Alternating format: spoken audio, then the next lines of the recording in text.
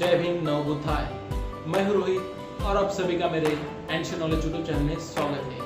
तो आज का मेरा टॉपिक रहेगा मार को पराजित। तथागत भगवान बुद्ध ने मार को पराजित कैसे किया था और उन्होंने सम्यक समुद्धि को कैसे प्राप्त किया था, तो इसे आज हम इस वीडियो में देखने वाले हैं। तो वीडियो शुरू करने से पहले फ्रेंड्स, आप मेरे चैनल पे नए हो तो मेरे चैनल को लाइक और सब्सक्राइब कीजिए और साथ ही साथ अपने दोस्तों को भी शेयर कीजिए। तो चलिए वीडियो शुरू करते हैं।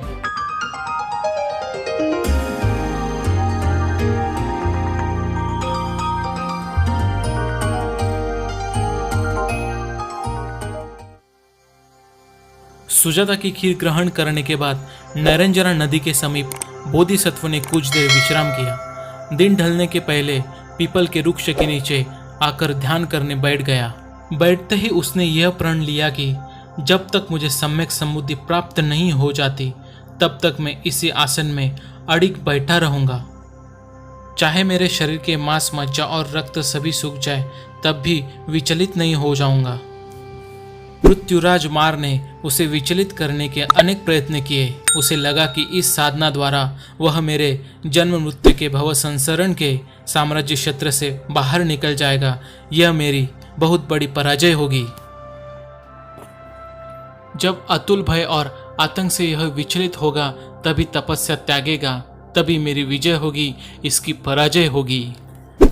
इसी निमित्त वह मायावी रूप बनाकर अस्त्र शस्त्र धारण कर बहुत बड़ी मायावी मार सेना लेकर बोधिसत्व को पराजित करने के लिए आया और उसे भयभीत करने लगा, परंतु बोधिसत्व इनसे रंच मात्र भी विचलित नहीं हुआ।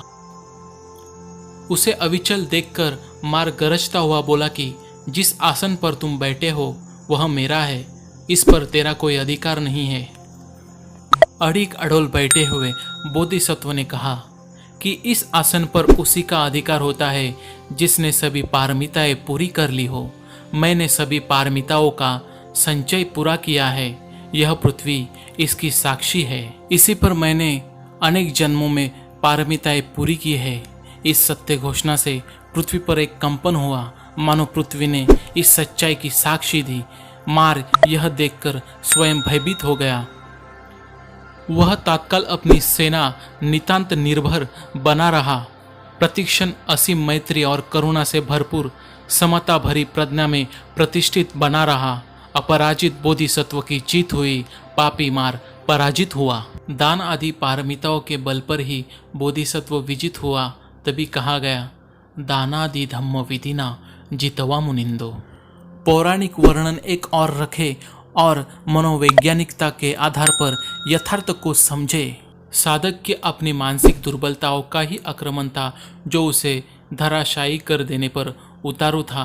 पापी मार साधक की दुर्बलताओं का उसका कर उसे तब भ्रष्ट करने का प्रयत्न कर रहा था। पापमयी चैतसिक दुर्बलताओं को धर्ममयी बोधि की सबलताओं से ही हराया जा सकता था और यही हुआ।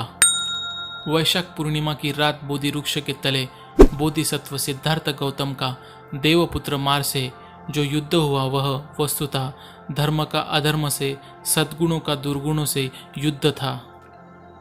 इस युद्ध में जीत धर्म की हुई। इस जीत से ही बोधिसत्व सम्यक समुद्ध बने, सर्वजीवन बने, सर्वज्ञ बने।